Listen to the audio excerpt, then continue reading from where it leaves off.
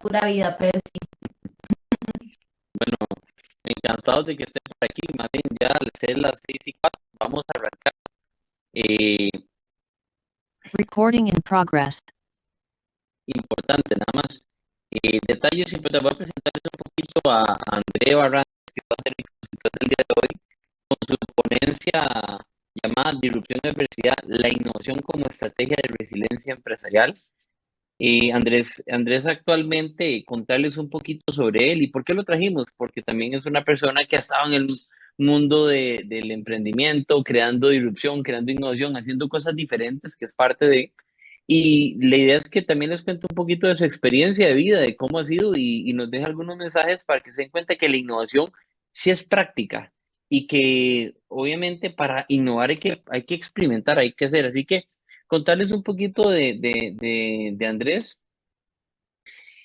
y de su currículum, de cuál ha sido su experiencia. Andrea Orantes es un reconocido experto internacional en compliance, prevención de fraude y aseguramiento organizacional, con amplia experiencia en el desarrollo de soluciones tecnológicas y programas formativos orientados a fortalecer la ética, la integridad y el control de las organizaciones.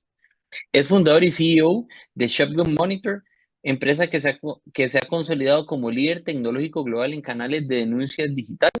La plataforma de línea ética Shotgun es utilizada en más de 150 organizaciones en más de 20 países en América y Europa y es reconocida por su innovación, seguridad y adaptabilidad a distintos marcos normativos y sectores. Su impacto ha sido clave en la modernización de sistemas de cumplimiento, gestión de riesgo y transparencia organizacional. Además, Andrés lidera Capacito, una plataforma de formación especializada en prevención de fraude, auditoría, control interno y cumplimiento con alcance global. Sus programas han registrado más de 150.000 inscripciones en más de 90 países, brindando formación técnica a profesionales de sectores financieros, público, agrícola, industrial, tecnológico y de servicios. Por su visión estratégica y enfoque práctico y compromiso con la integridad institucional, Andrea Orantes hoy es un referente en el ámbito del aseguramiento organizacional y la construcción de las culturas éticas sostenibles. Así que con esta introducción, André, te damos bienvenida al foro, a la cátedra de gestión estratégica de la innovación, como le decimos nosotros, DN0111, que es parte, y te dejamos el micrófono para que sepan algunas reglas nada más. Recuerden mantener los micrófonos en silencio, eso es muy importante. Y adicional a esto, de mantenerlos en silencio, también pueden ir escribiendo las preguntas en el chat, eso es muy importante. Al final, Andrés nos va a dar un espacio de 5 minutos para hacer algunas consultas, dudas que tengan, y también queremos darle a ustedes, participantes y estudiantes, el micrófono para que ustedes puedan hacerles preguntas en vivo, André. Así que, sin más preámbulo, muchísimas gracias por acompañarnos hoy. Bienvenido. Cualquier detalle, por aquí estaremos. Bueno, muy buenas noches a todos y a todas. Muchas gracias, señor Percival, y también a la señora Tatiana por esta gentil invitación. Para mí es un gusto y un honor compartir experiencias y hablarles desde una perspectiva como estudiante egresado de la Universidad de Costa Rica, como ese emprendedor que soñaba cuando estaba en el recinto allá en Paraíso de Cartago, llevando los cursos de innovación y todo, y con mucho trabajo y con la base académica de nuestra alma mater se pueden lograr grandes cosas. Voy a proceder a compartir mi pantalla. ¿Me confirman si la pueden ver, por favor? La vemos. Perfecto. Hoy vamos a hablar de un tema bastante interesante: disrupción y adversidad, la innovación como estrategia de resiliencia empresarial. Este es un título bastante potente e interesante, porque hoy voy a hablarles un poco sobre mi vida, sobre mi vida profesional y cómo la adversidad, los momentos complicados, las crisis han sido mi catapulta para poder crear disrupción y sobre esto llegar a escalar en los negocios poco a poco sobre estas oportunidades, porque al final las crisis se convierten en oportunidades. A nivel de agenda, vamos a tomar los siguientes tópicos. Primero hablaremos cómo la crisis se convierte en disrupción y oportunidades. Les hablaré cómo empecé a aprender. Esto por ahí del año 2011. Empecé a aprender cuando estaba todavía estudiando los cursos de licenciatura, me recuerdo. y cómo una crisis me obligó a aprender. Luego, otro momento de disrupción de la humanidad, el el COVID-19, y cómo esto se convirtió en una oportunidad para nuestra organización y también en una de las crisis más complicadas que hemos tenido que gestionar. Luego les hablaré un poco sobre la situación actual de las dos empresas que lidero, que son Capacita y Shogun, y luego hablaremos un poco del contexto actual, cómo los tiempos de guerra están creando una disrupción completa en los mercados y toda la geopolítica global, que sin lugar a dudas hay que tomarlo en consideración porque se puede convertir en oportunidades. Y luego sobre lo que se aproxima, que pues a mi entendimiento y a lo que he investigado, la siguiente crisis que vamos a tener es la crisis de la inteligencia artificial. Dicen los expertos que esta burbuja va a explotar y sin lugar a dudas esto se va a convertir en una oportunidad donde van a haber grandes ganadores y grandes perdedores. Bueno, aquí poniendo un poco en evidencia que soy igual que ustedes, un emprendedor de la UCR. Aquí es una foto de la Expo Innova, me parece que era la Expo Innova del 2010, un año antes de emprender. Eh, por cierto, una feria de negocios bellísima y me complace mucho ver cómo ha ido creciendo poco a poco esta iniciativa y los proyectos de muy alta calidad que hay. He tenido el gusto de ser jurado en algunas ediciones y sin lugar a duda es una gran iniciativa. Las crisis son iguales a las oportunidades. Algo a nivel personal, yo soy artista marcial, practico karate tradicional. Y dentro de lo que nos han enseñado en nuestra formación marcial es que entre más empinada la montaña, más fuerte sale uno. Y es importante tener en cuenta esto porque, como todo en la vida, cuando tenemos una situación adversa, nosotros tenemos el control para decidir cómo la afrontamos. Podemos derrotarnos, ponernos a llorar, echarle la culpa a otro o simplemente asumir lo que hay que hacer y convertir esta situación complicada, esta montaña, en una oportunidad, porque sin un lugar a duda, después de gestionar y pasar una crisis, salimos más fortalecidos, salimos más sabios, aprendemos de nuestros errores y básicamente parte del camino al éxito es equivocarse, afrontar las adversidades. Entonces, bajo esta óptica, es fundamental que siempre tratemos de tomar todas las situaciones adversas de una manera positiva, porque esto va a ser el camino para que se convierta la adversidad en una oportunidad. Yo empecé a emprender debido a una crisis familiar muy fuerte. Me recuerdo que bueno, mi familia es de Paraíso, de Cartago, vengo de una familia de pequeños comerciantes y como siempre hemos dicho, hemos sido gente que la pulsea y trabaja fuerte. Dentro de esto, mi madre pues nos sacó adelante, una madre soltera, con un negocio que pues familiar. Y dentro de eso, la contraparte del negocio es un tío mío que todavía está en vida. A mi tío le dio un cáncer pues prácticamente fulminante, está vivo de milagro. No, todos los médicos todavía no entienden cómo está vivo, pero está vivo, gracias a Dios. Y pues sobre esta situación surgió la necesidad de tener que emprender. Me recuerdo que esta crisis fue muy fuerte porque mi madre dentro de lo que trataba de buscar era salvarle la vida a mi tío a como fuera para que él pudiera seguir viviendo. Y sobre esto, pues esto conllevó que la empresa familiar que estaba, pues básicamente tenía una estructura de esas estructuras, diría yo, de gerencias pulpo, que pues al no estar un bastión del negocio y al tener que recubrir del flujo de caja del negocio para tratamientos médicos, llegó a tener una crisis financiera bastante importante.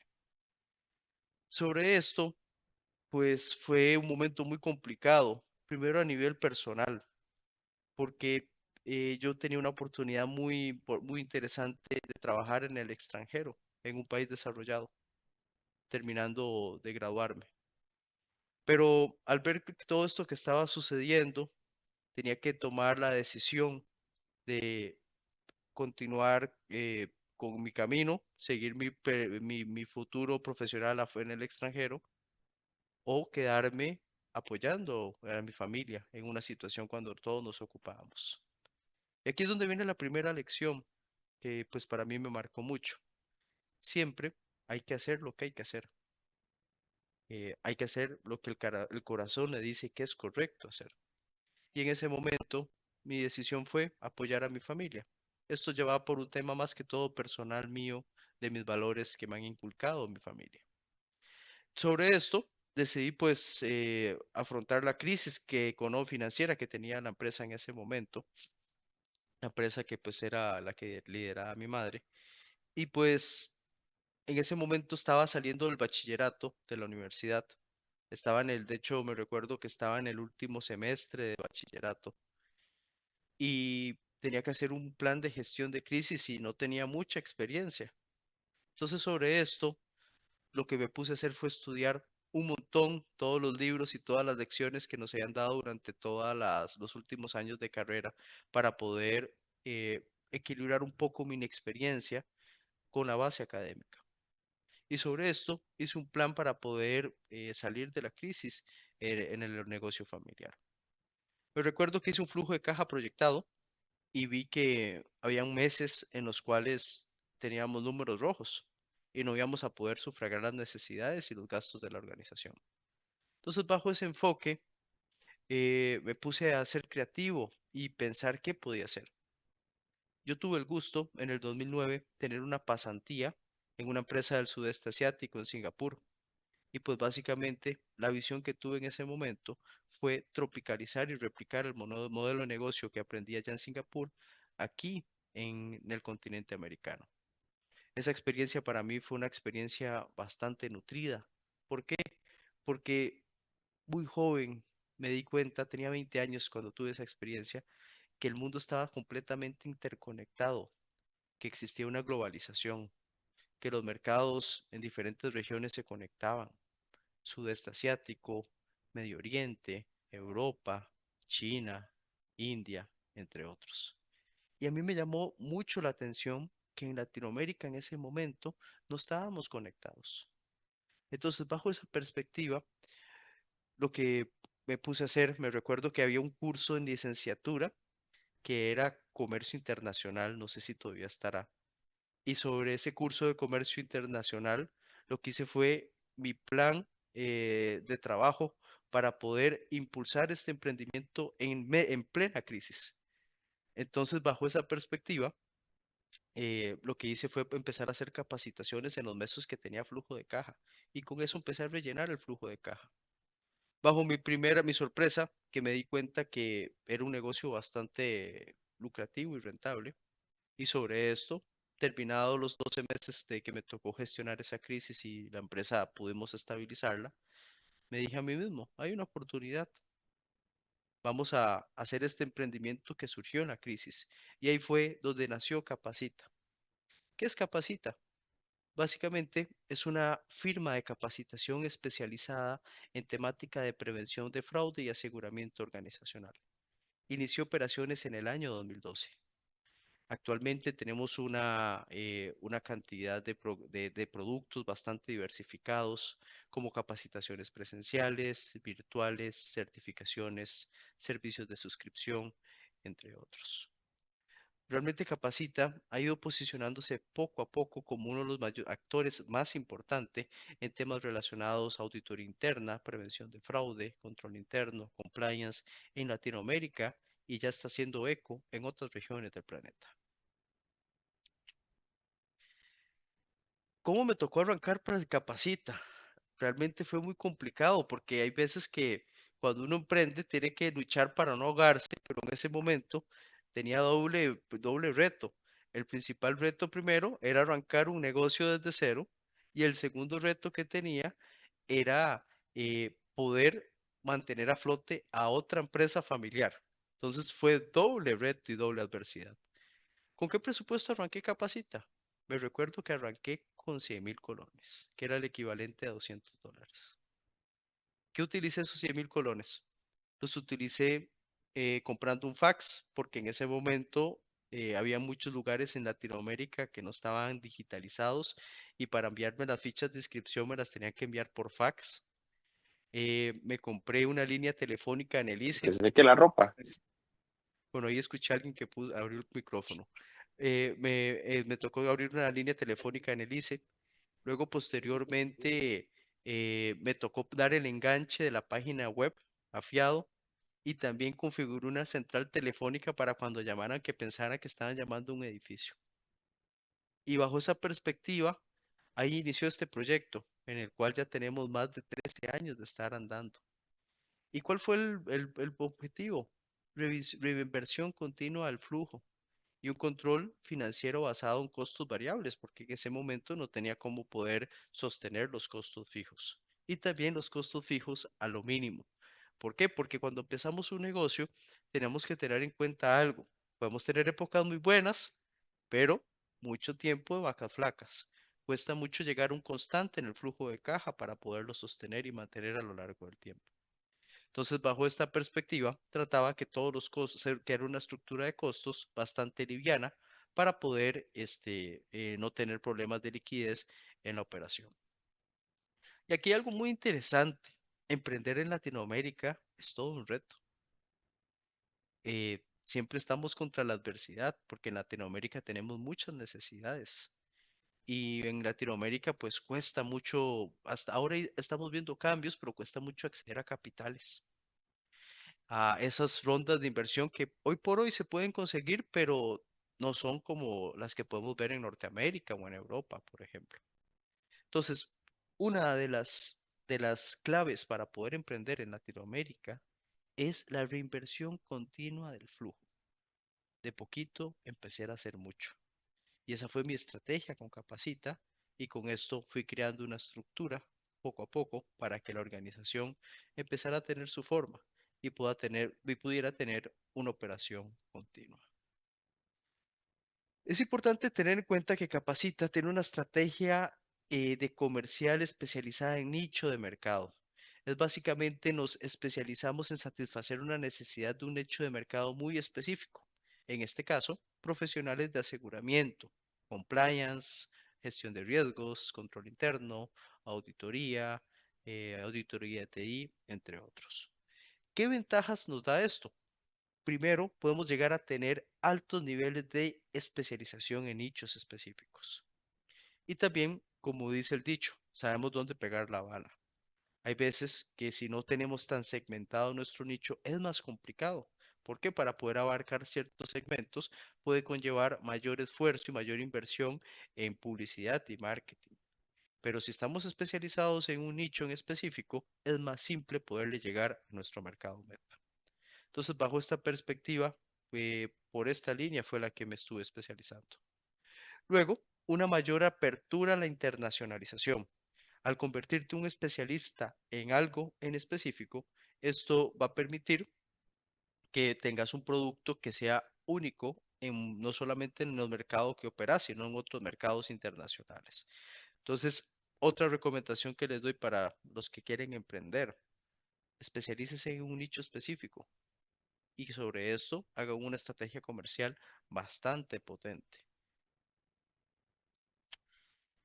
Luego, también una estrategia horizontal donde pues básicamente nuestra estrategia es penetrar nuevos mercados. Arrancamos en Centroamérica y otra de las ventajas que tuvimos fue que vimos a Centroamérica como un bloque económico y esto nos permitió poder tener músculo en otros mercados tal vez sudamericanos más competitivos, pero al tener un bloque de respaldo que era Centroamérica nos permitía esto. Y pues esto fuimos penetrando nuevos mercados donde pues a la fecha tenemos clientes básicamente en toda Iberoamérica, desde España hasta México, hasta Argentina. Y pues ahora estamos en un plan de expansión para poder ingresar a nuevas regiones como Europa del Este, Medio Oriente y África. Importante, aquí nos enfocamos en mercados donde tengan problemas estructurales como nosotros. Latinoamérica tiene muchos problemas estructurales, específicamente problemas de corrupción y de sobornos, tanto a nivel público como privado. Entonces, bajo esa línea, vamos enfocándonos en este tipo de mercados donde pueden tener problemas similares en Latinoamérica. Y también otro tema importante, desarrollar y diversificar distintos productos, que pues esto es algo que hemos ido trabajando en Capacita, donde ahora actualmente tenemos decenas de productos, tanto virtuales como presenciales, para nuestros clientes. Luego algo importante, con el tiempo de arrancar Capacita, como a los 5 años, me recuerdo que en ese tiempo, pues en Capacita todo lo manejábamos de manera presencial y estaba empezando a tener estos booms por ahí del 2017, de 2018, de los booms del auge de Silicon Valley. Y yo me puse a pensar, bueno, si no me digitalizo, en algún momento voy a tener un problema complicado. Y bajo esta línea surgió la idea de crear una empresa de software. Esta empresa se llama Shogun. Shogun es un software as a service de línea ética digital. Eh, pues básicamente surgió porque en los cursos siempre me ponía a escuchar a los participantes y me hablaban de maneras bastante arcaicas de cómo realizaban las denuncias de temas de fraude en las organizaciones. Y sobre eso tuvimos la visión en Shogun de crear una solución que automatizara y digitalizara todo este proceso. Entonces aquí surgió Shogun, que fue el segundo emprendimiento que me puse a trabajar por ahí del 2017-2018. Shogun fue el primer software as a service de canal de denuncias en América Latina. Anteriormente al canal de denuncias SaaS, habían empresas que ofrecían ese servicio, pero era como un servicio terciarizado con centrales de call center y este tipo de cosas. Entonces, bajo esta línea, nosotros quisimos en Shogun buscar automatizar eso y creamos el primer SaaS de este servicio. Actualmente, Shogun es considerado como un líder tecnológico global en esta materia por todas las bondades que tiene este software y potencializa pues planes anticorrupción, sistemas de certificados antisoborno 37001, 37002, entre otros. Pues básicamente, ¿cómo funciona? A través de medios digitales como app, web u otros, un denunciante anónimo realiza una denuncia y pues esta denuncia se va a redirigir automáticamente a los gestores responsables en la organización para realizar una investigación en específico. Tal vez para que puedan conocer un poco más en cómo funciona Shogun, porque es algo un poquito técnico, voy a compartirles un video que explica el funcionamiento de Shogun para que conozcan un poco en qué consiste este otro emprendimiento.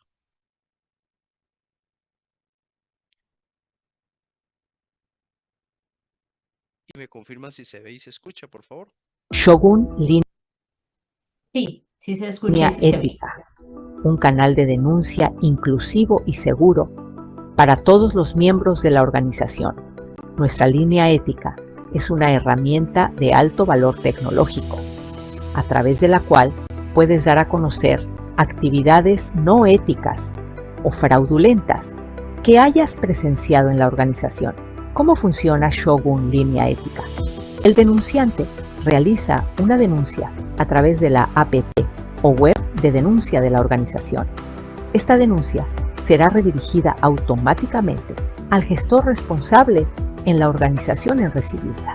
Denunciante y gestor podrán mantener una comunicación directa que facilitará la investigación y seguimiento del caso por parte del denunciante.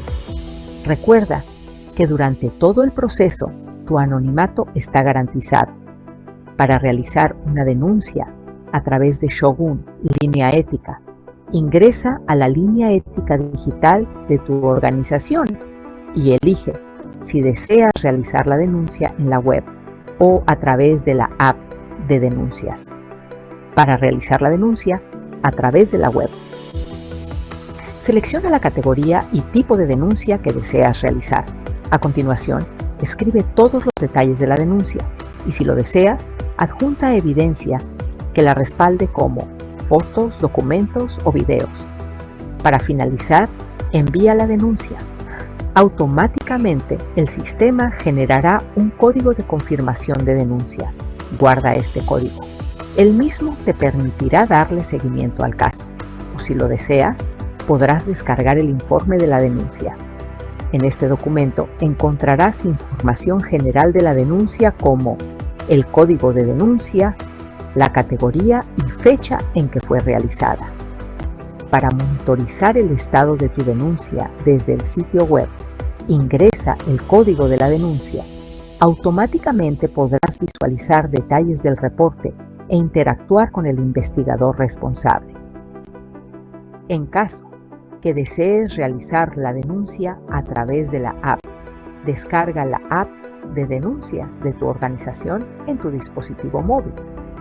A continuación, selecciona la categoría y tipo de denuncia que deseas realizar. Escribe la denuncia y recuerda que puedes adjuntar fotos, documentos o videos como evidencia. Todas las denuncias quedarán guardadas dentro de la aplicación para tu seguimiento. Si lo deseas, puedes ingresar a la denuncia e interactuar en tiempo real con el investigador encargado. Recuerda que este es un proceso anónimo y seguro para el denunciante. A través de la app, recibirás notificaciones push del estado de la denuncia y podrás mantenerte en contacto con el investigador. Si conoces o has presenciado alguna conducta no ética, estamos para escucharte y que nos ayudes a mejorar nuestra organización. Juntos podemos generar un cambio. Bueno, a nivel de resumen, en esto consiste este otro emprendimiento. Momento que no me pasa la diapositiva.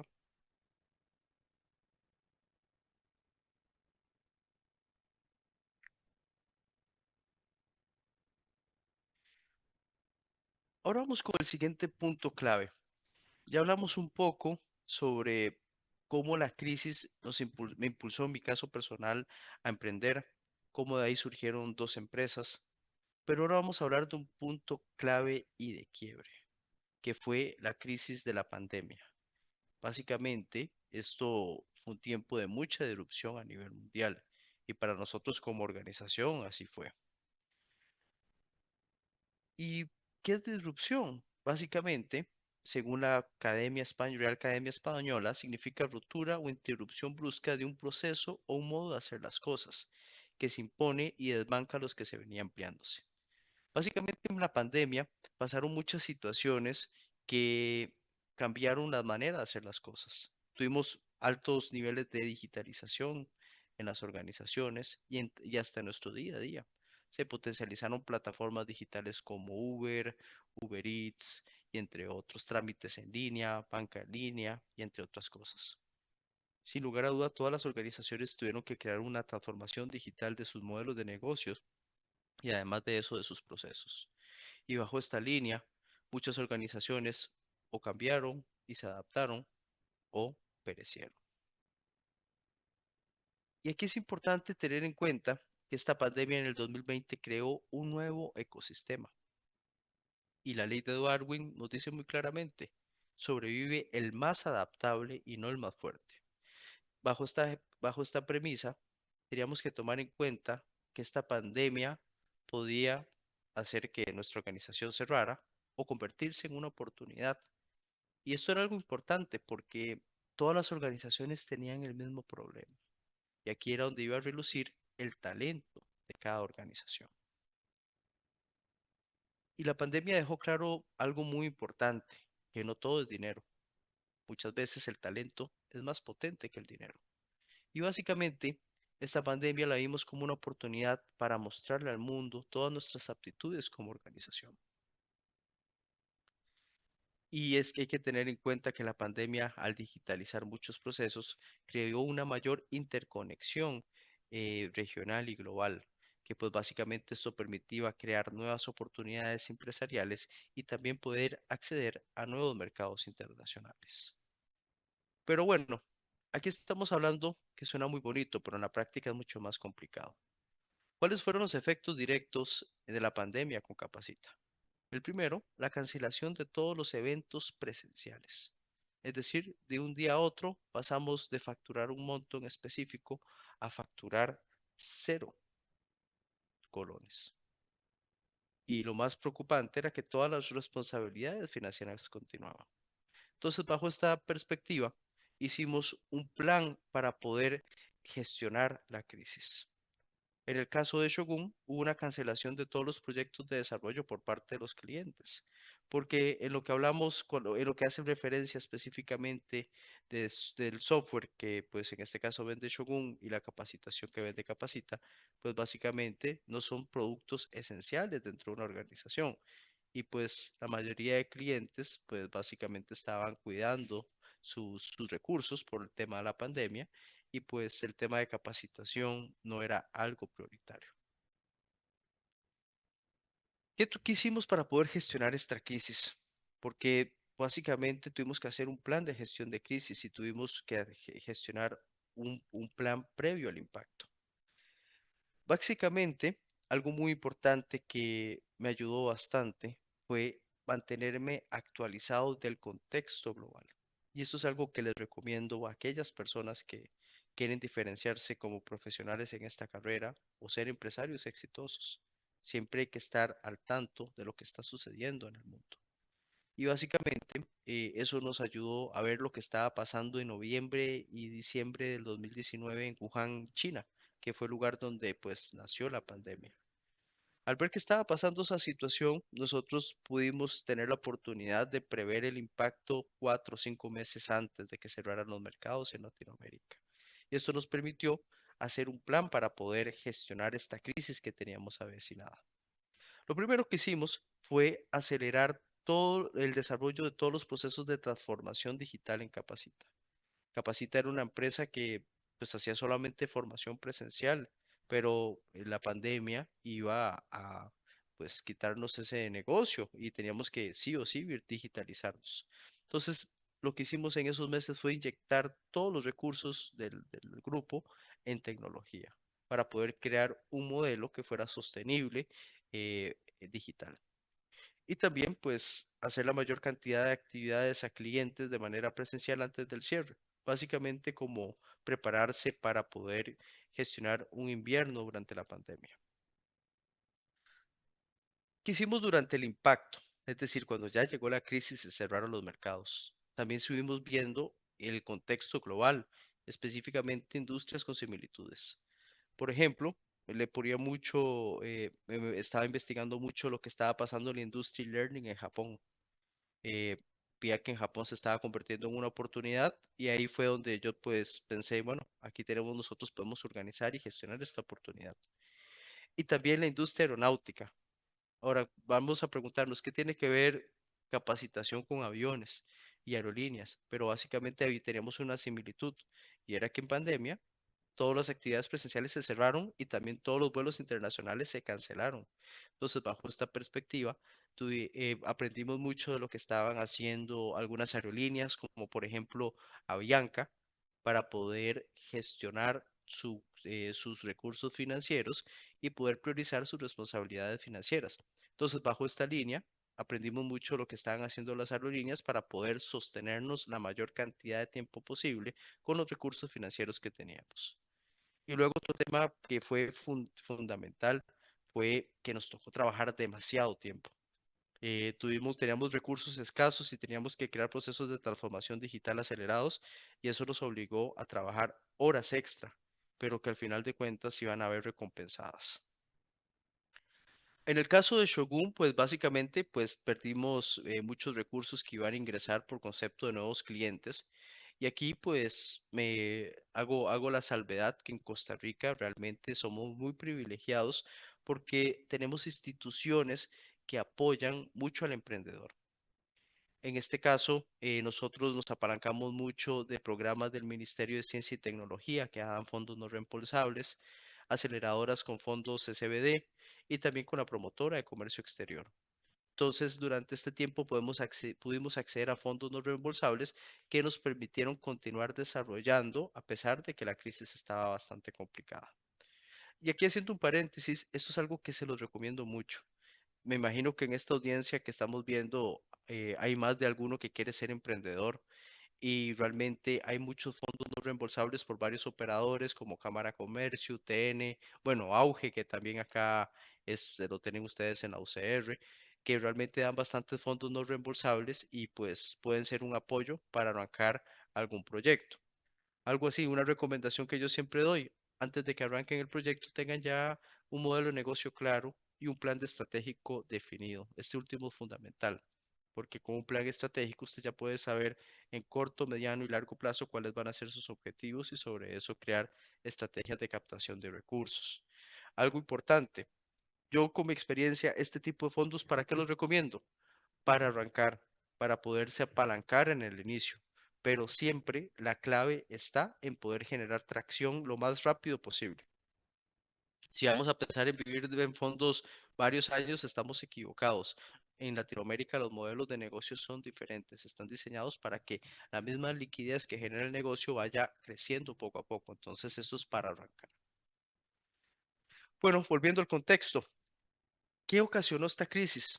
Esta crisis, hay un dicho que dice que el que pega primero pega doble, y eso nos pasó a nosotros.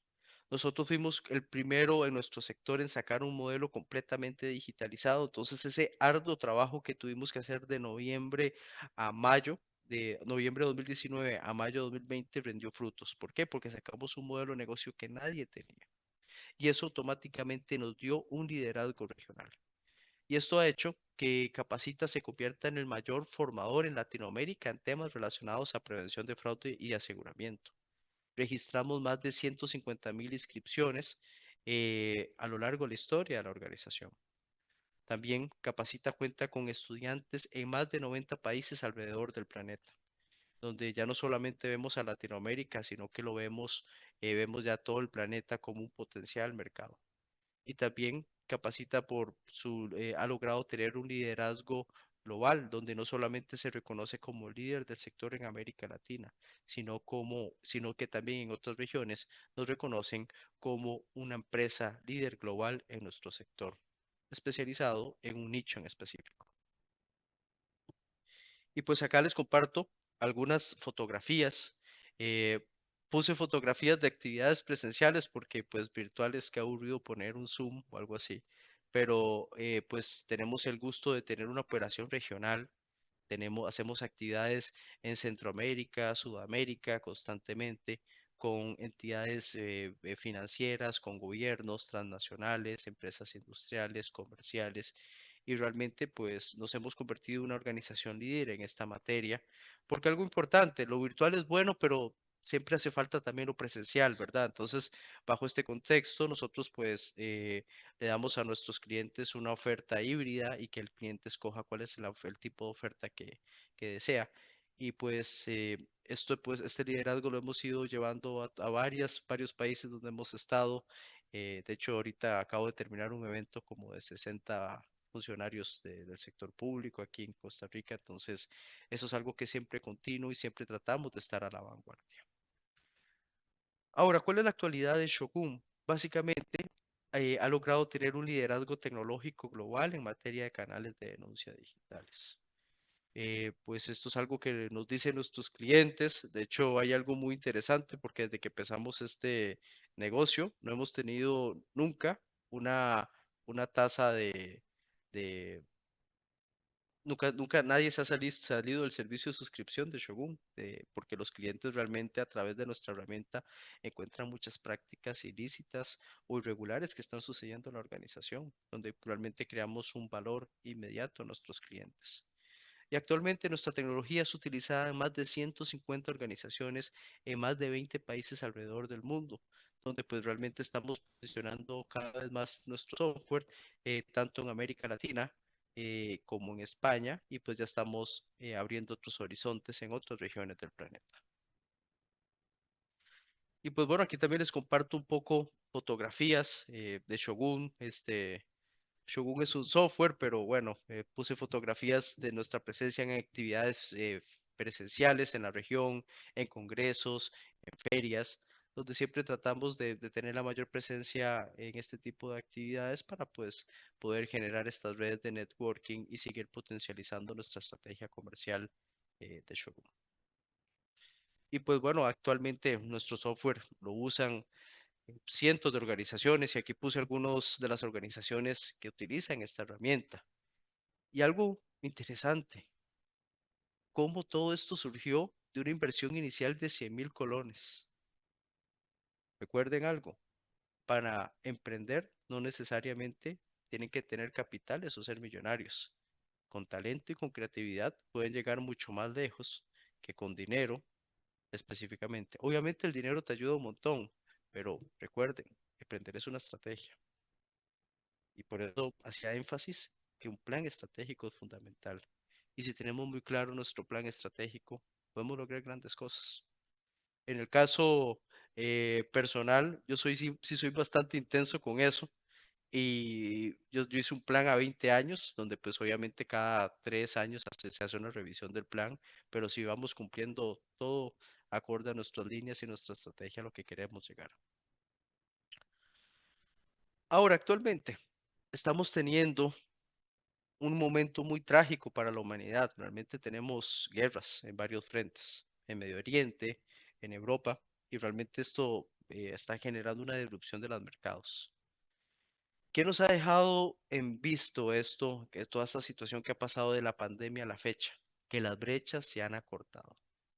La digitalización durante la pandemia dejó en evidencia que el talento se opone sobre el músculo financiero.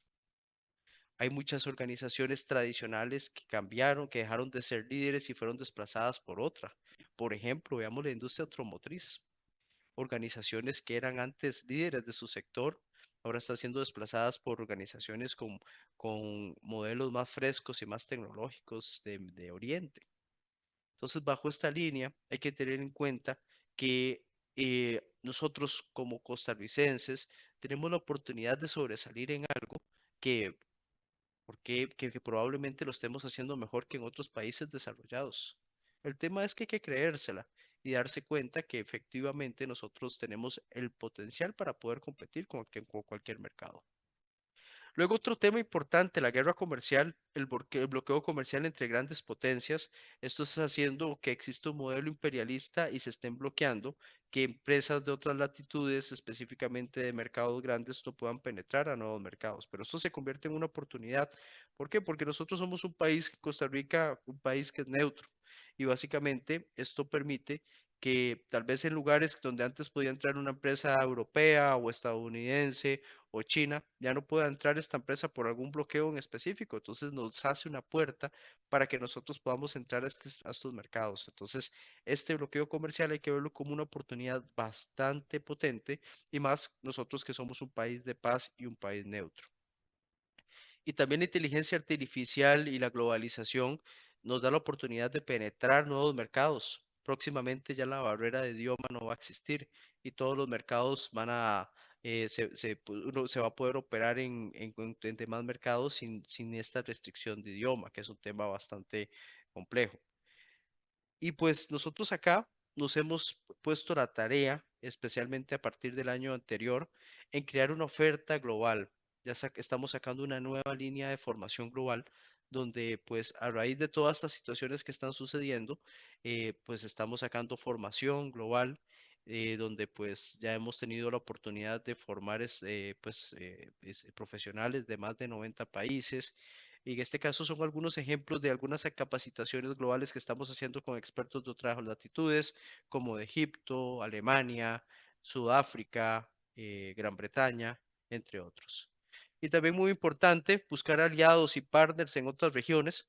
En este caso, nosotros estamos aliándonos con entidades potentes como la Asociación de Examinadores de Fraude, específicamente los capítulos de Medio Oriente y el norte de África, que pues son mercados que realmente nos interesan bastante. Entonces, pues esto nos ha permitido poder seguir expandiendo nuestras operaciones.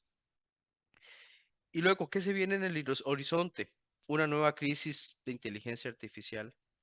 5 de cada 100 proyectos de inteligencia artificial logran el éxito, es decir, el 95% fracasa. Grandes promesas de retornos de inversión a inversores que realmente se van a convertir en falsas promesas. ¿Por qué? Porque el principal problema que está teniendo la inteligencia artificial en este momento es que no se está viendo un retorno de inversión en los proyectos de inteligencia artificial y están fracasando.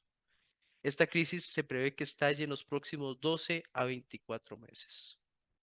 Y el futuro de la inteligencia artificial básicamente está integrar inteligencia artificial con plataformas digitales. Y aquí nosotros esto lo vemos como una oportunidad. Ya la inteligencia artificial al reventarse esta burbuja va a dejar de tener costos tan excesivos y va a permitir que podamos integrar funciones de inteligencia artificial en nuestros sistemas, creándonos más ventajas competitivas a nivel tecnológico. Entonces, esta crisis la vemos como una oportunidad desde nuestra perspectiva. A nivel de conclusión, para ya cerrar la presentación del día de hoy, es importante tomar en cuenta que las crisis son iguales a oportunidades. Tengámoslo claro. Como todo en la vida, si lo vemos de una perspectiva negativa, vamos a tener un resultado negativo. Pero si lo vemos desde una perspectiva positiva, la adversidad se nos va a convertir en una oportunidad. También importante, muchas veces decimos, no, es que ocupamos mucha experiencia para emprender. A mí me tocó empezar a emprender a los 22 años, recién salido de la universidad. Y realmente la base académica y científica que la Universidad de Costa Rica nos da se vuelve una excelente base para poder emprender. Como todo, la experiencia va marcando y nos va ayudando a no cometer tantos errores y ir ajustando las cosas. Pero si ustedes tienen el sueño de emprender, tienen un buen plan, tienen un buen modelo de negocio, ya lo validaron, tienen un plan estratégico y las cuentas les salen que pueden echarlo adelante, mi recomendación es háganlo. Porque aquí hay un tema importante a tomar en cuenta. Sí, la experiencia es importante, pero conforme pasan los años, la gente se compra carros, casas, tiene hijos y se van comprometiendo más. Entonces, una de las ventajas de emprender joven es que uno no tiene ese tipo de compromisos y realmente, como dicen, si se jala una torta, es una torta solo para uno, no para una familia que puede estar por detrás. Entonces, no tengan miedo a emprender porque con la formación que ustedes tienen en la Escuela de Negocios de la Universidad de Costa Rica, les alcanza de sobra para poder crear un buen plan de negocio, para poder emprender. Y también importante, siempre hay que pensar en la propuesta de valor. Si pensamos en los millones que vamos a tener, en lo millonario que nos vamos a hacer, estamos en el camino equivocado. Hay que siempre pensar en resolver algo y resolver algo que sea útil para la sociedad, si se puede, especialmente. Y realmente algo que a mí me complace en gran manera en mi trabajo es que a través de formación y conocimiento y tecnología ayudamos a resolver problemas estructurales, a madurar las políticas de control interno y cumplimiento de varias organizaciones, tanto de segunda como tercera línea de defensa. Y esto pues básicamente permite que las organizaciones puedan optimizar sus procesos y mitigar costos relacionados al fraude, a la corrupción y al soborno, que realmente en sector privado eso se materializa en miles de empleos y en sector público literalmente en escuelas, universidades, autopistas, hospitales, entre otros.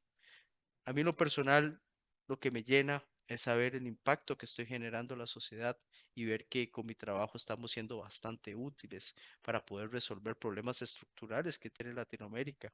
Y por qué no, luego exportar el modelo a otras regiones para que ellos también puedan utilizar nuestra experiencia para poder resolver ese problemas similares que tengan estas regiones.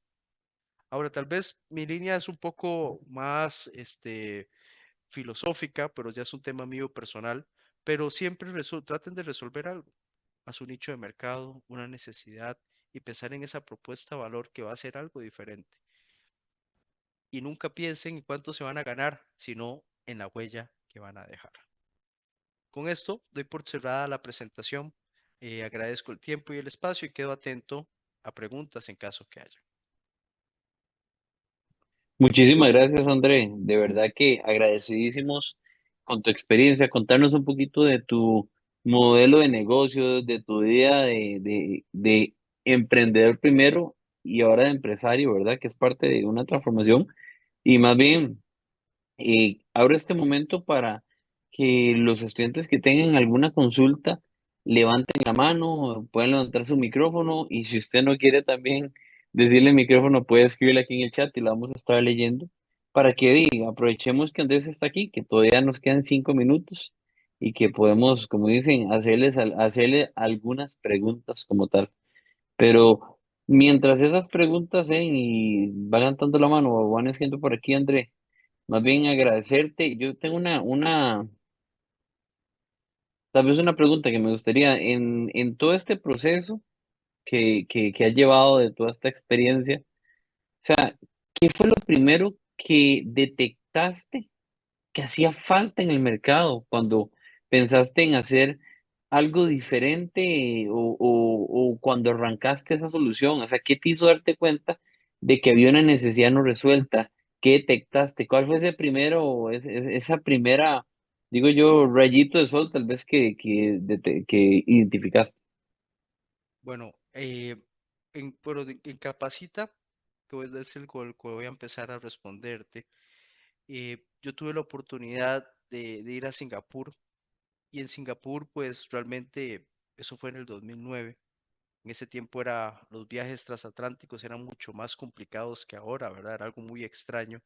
Los tiquetes no se compraban en línea, entonces fue como ir a otro mundo. Y cuando fui a Singapur, realmente fui al futuro, literalmente fue así. Y tuve la oportunidad de compartir con profesionales de transnacionales y del gobierno de Singapur.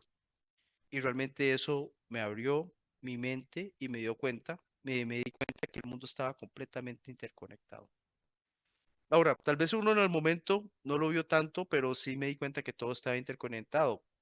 En Singapur apoyaba específicamente en temas relacionados a project management y gestión. Ahora, ¿qué pasó cuando vine aquí a Latinoamérica? Mi idea no era emprender, como te decía, mi idea era irme a ese trabajo que me habían ofrecido a raíz de esta oportunidad de Singapur en Miami. Pero el destino tenía otras cosas escritas y realmente, pues, cuando estaba gestionando la crisis y apoyando a mi familia en la situación que llevamos, yo me di cuenta, no, hay que conectar a Latinoamérica y el primero que se tiene que conectar es Centroamérica. Pero el tema no puede ser temas tan avanzados que en Singapur, porque es otro contexto. Nuestro principal problema es la corrupción. Entonces, bajo esta línea, empezamos a crear formación para poder optimizar los controles internos, auditorías y también crear estrategias y programas corporativos antifraude. Y sobre esta línea nos metimos a trabajar. Y en el caso de Shogun, pues bueno, a mí siempre me encanta ir a los cursos y escuchar a los profesionales de diversas industrias porque realmente es muy enriquecedor y detecté que pues había la necesidad, cuando denunciaban usaban buzones o teléfonos y yo, pero Dios, bueno, aquí van a agarrar al que está denunciando y más bien va a ser su problema. Entonces ahí fue donde me di cuenta que había una necesidad de crear una solución tecnológica en esa materia. Muchísimas gracias, André. Tengo aquí una mano levantada sin identificar y me dice, la persona que dice Samsung SM, adelante, para que nos diga también su nombre y la pregunta.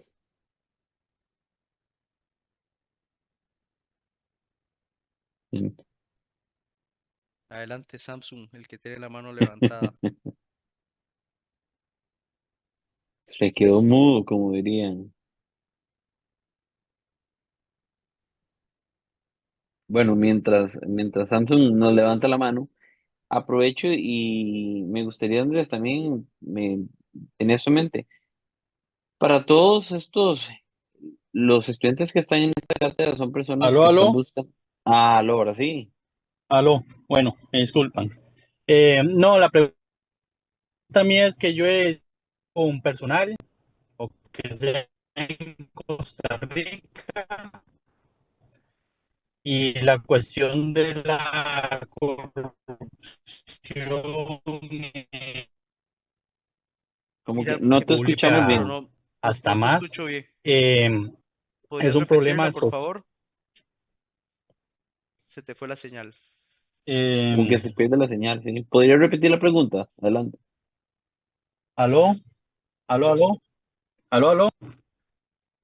Ahí bien, ahí mejor.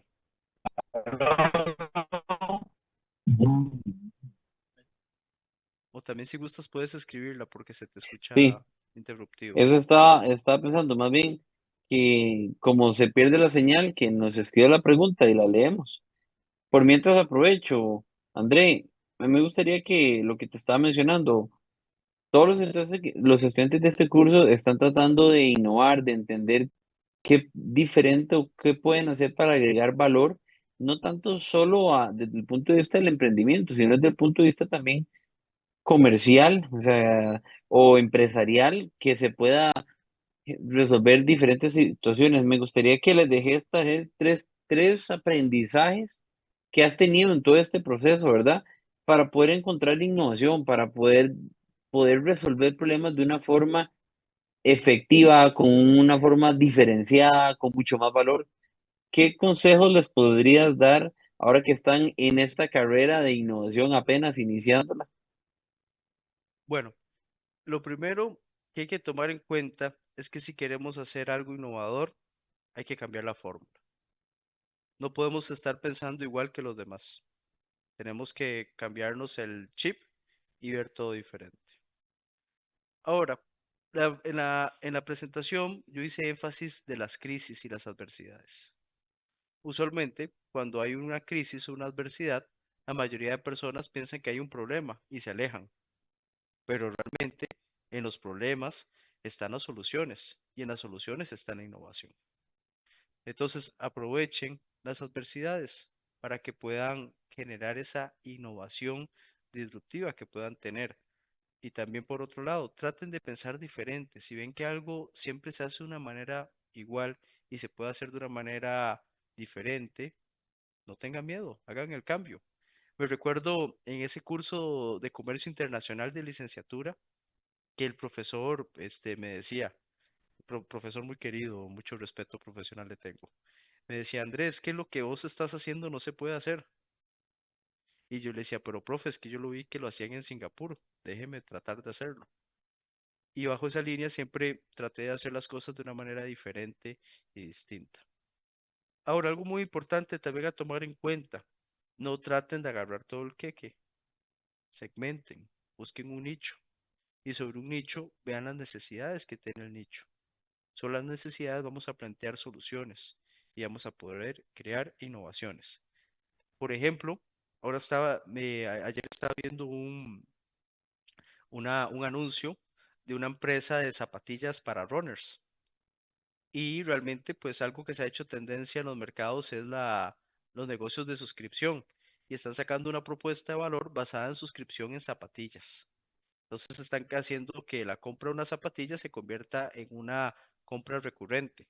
Pero ¿qué hizo esta empresa? Segmentar, segmentar y segmentar hasta llegar a que posiblemente pues a muchos runners les interese un servicio de suscripción en vez de estar comprando zapatillas constantemente.